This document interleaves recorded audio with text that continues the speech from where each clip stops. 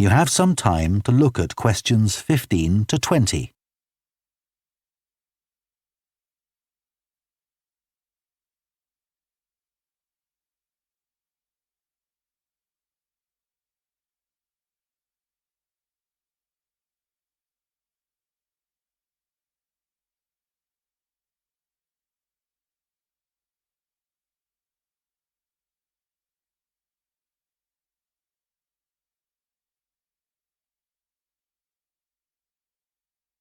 Now listen and answer questions 15 to 20.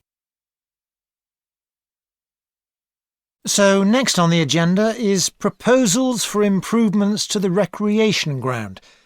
Councillor Thornton again.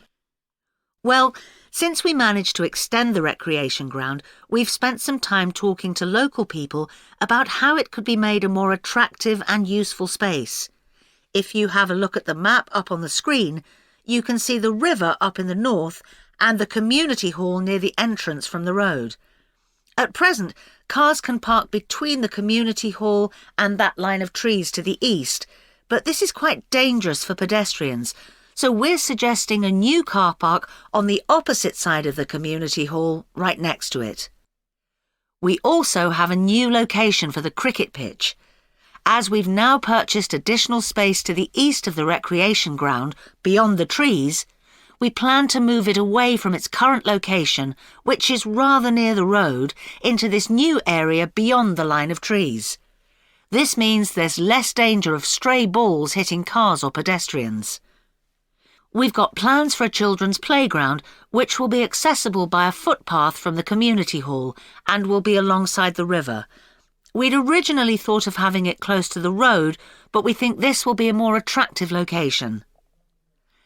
The skateboard ramp is very popular with both younger and older children. We had considered moving this up towards the river, but in the end we decided to have it in the southeast corner near the road.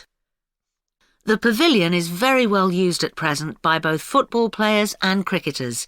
It will stay where it is now, to the left of the line of trees and near to the river, handy for both the football and cricket pitches.